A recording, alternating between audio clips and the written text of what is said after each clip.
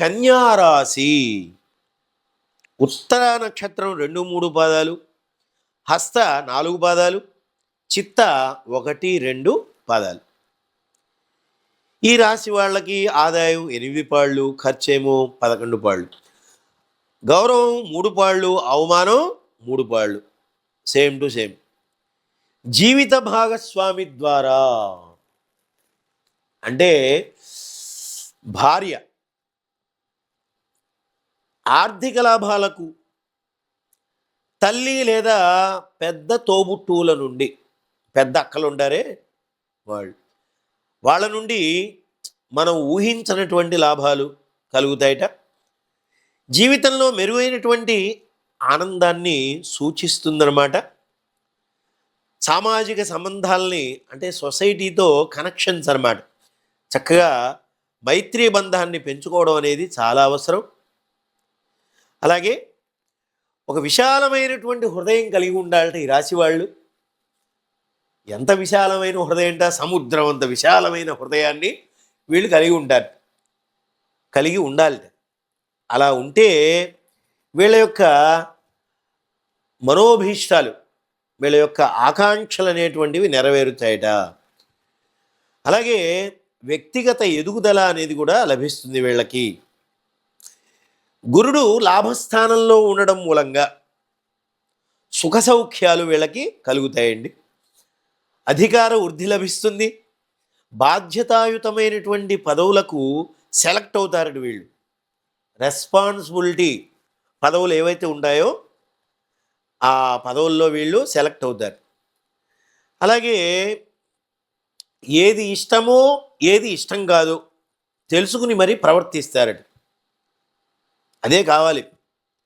భద్రత అంటే security, identification అంటే గుర్తింపు ద్వారా స్నేహితులతో సత్సంబంధాలు ఏర్పడతాయి. వీళ్ళకి అనుకూల వాతావరణం ఏర్పడుతుంది. చూసారా, సంతానంతో, సోదరులతో అభిప్రాయ భేదాలు వస్తాయట. తస్మాత్ జాగ్రత్త, అలర్ట్గా ఉండాలి, బీ కేర్ఫుల్. వైవాహిక జీవితంలో సమస్యలు ఉంటాయట.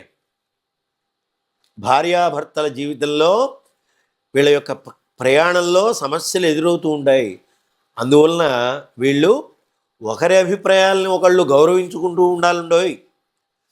ఒకరి సమస్యల్ని ఒకళ్ళు అర్థం చేసుకుని ఆ సమస్యల్ని పరిష్కరించుకునే దిశగా వీళ్ళు వెళ్ళాలి.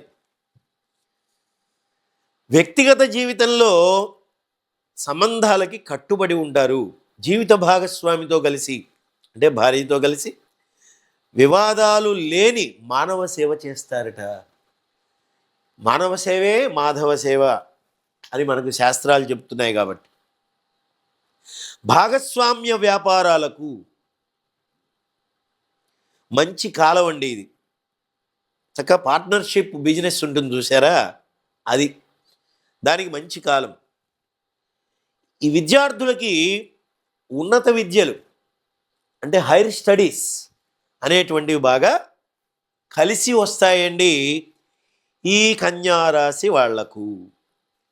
ఈ కన్యారాశి వాళ్లకు అదృష్ట సంఖ్య, లక్కీ నెంబర్ 5, 5వ నెంబర్.